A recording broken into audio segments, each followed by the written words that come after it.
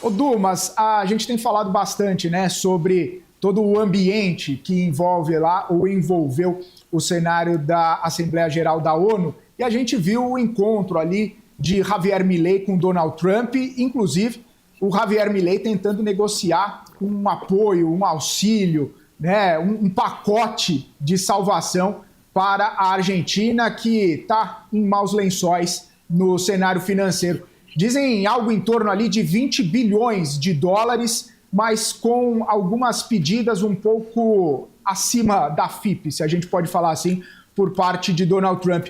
É um alívio, seria um alívio importante para a Argentina ou apenas algo pontual, algo que poderia ser num curto prazo?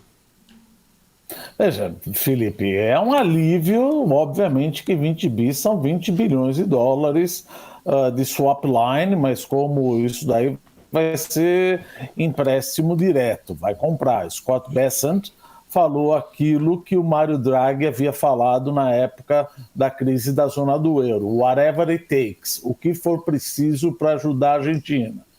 A Argentina está com um problema agora de último momento, que foi o escândalo de corrupção da irmã dele, da Karina, e perdeu as eleições do Congresso e está com risco de perder a maioria para os peronistas em 26 de outubro, quando tiver as midterm elections lá na Argentina. Agora, você tem um erro aí, que é bem verdade, é uma maneira de controlar uma patologia que você tem, assim como foi usado no Plano Real, como foi usado lá no México, como foi usado em outros países, que é controlar a inflação através de uma apreciação cambial real. Veja, o câmbio está depreciando em termos nominais, mas em termos reais, descontado o diferencial de inflação da Argentina e dos Estados Unidos, o câmbio argentino continua apreciando. Ora, o que impacta a minha exportação, os meus tradable goods, no final das contas, é o câmbio real. E como ele está apreciando, isso prejudica meu balanço de pagamentos. Então, diz a estimativa que você tem mais ou menos 5 bilhões de dólares a 6 bilhões de dólares de reservas internacionais líquidas. Você já gastou 1 bi.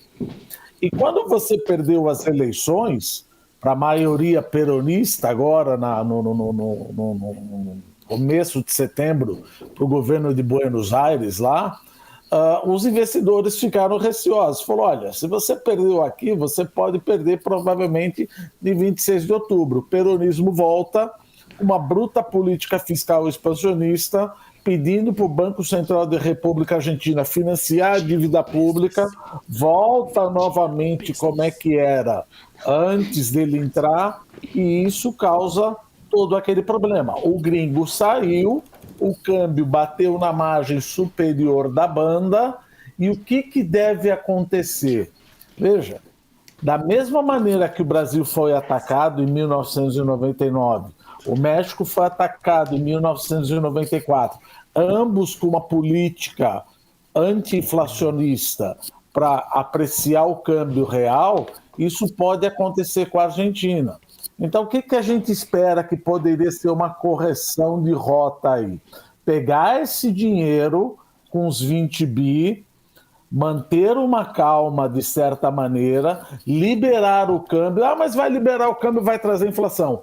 Adote, então, uma medida, uma PEC, sei lá o que vai fazer, para deixar o Banco Central da República Argentina absolutamente independente.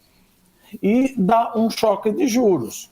Porque se você tem um impacto inflacionário, o impacto inflacionário se baixa com juros, traz credibilidade e aprova um orçamento.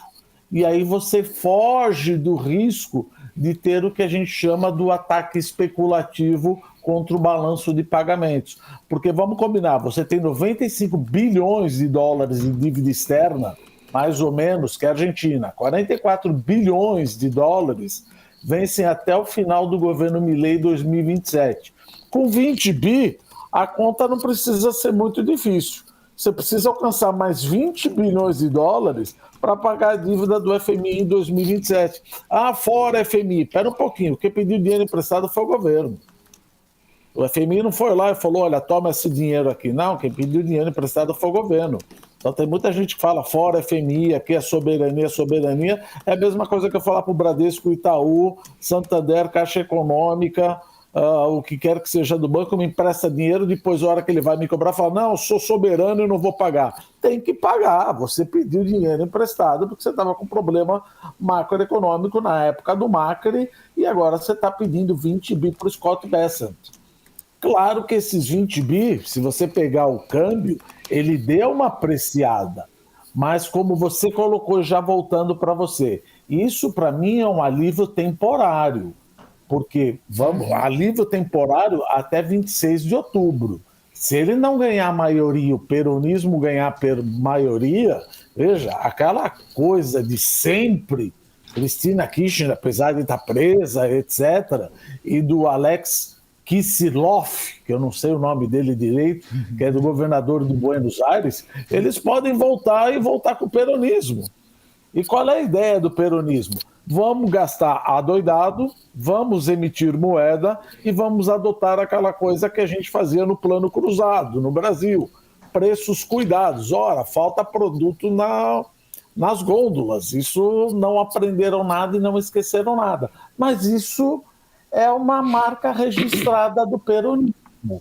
Fazer populismo da pior maneira possível. Não é só gastar, é gastar e ter um relacionamento promíscuo, graças a Deus o Brasil não tem isso, um relacionamento promíscuo do Tesouro com o Banco Central. Ora, se eu gasto demais e não tenho bonde para vender para o mercado primário de corporate, etc., eu faço o Banco Central monetizar minha dívida pública. A dívida bate 12.000% desde Nestor Kirchner e para controlar a inflação eu faço um congelamento de preços. Gente, voltei para 1986, que é o plano cruzado, fiscais do Sarney, fiscais da Cristina Kirchner. Então, ou é isso que a gente está vendo, que é uma patologia e que dói para cuidar, ou volta como era, como muita gente fala, mas está muita gente no desespero. Ora, então volte com a inflação a 12.000%, se é o que a população deseja. E continua sendo a párea da América Latina como tem. Mas o Scott Bessent está dando 20 bi. Mas, para mim, não ajuda, ou melhor, ajuda até as eleições, 26 de outubro. Depois precisa de ter um plano de estabilização. Porque se você percebe a Argentina, não existe um plano de estabilização. Ele simplesmente colocou uma meta cambial, uma banda cambial e falou, só cabota, vamos embora. Não, tem que ter uma meta cambial, um câmbio livre, se for uma meta cambial, uma meta, uma banda cambial bem larga, com juros coincidentes de acordo com o carry trade, porque se você permite uma depreciação de 20% em um ano, a tua taxa de juros tem que ser correspondente, ajustado pelo nível de risco. Esse é teu carry trade. Então, os juros ficam, ou melhor, a política monetária fica dependente do gringo, assim como acontece. Agora, se você liberar o câmbio, a política monetária fica independente porque você adotou uma meta da inflação. Essa foi a atitude do Brasil que tomamos depois de 9 de janeiro de 1999, quando fomos atacados, e o Armínio Fraga falou, deu um choque de juro e estabeleceu a meta de inflação, e agora estamos indo, graças a Deus, tem os seus perhaps aí, tem os seus problemas, está bem melhor do que a Argentina, por enquanto, não em relação aos gastos fiscais. Felipe, volto para você.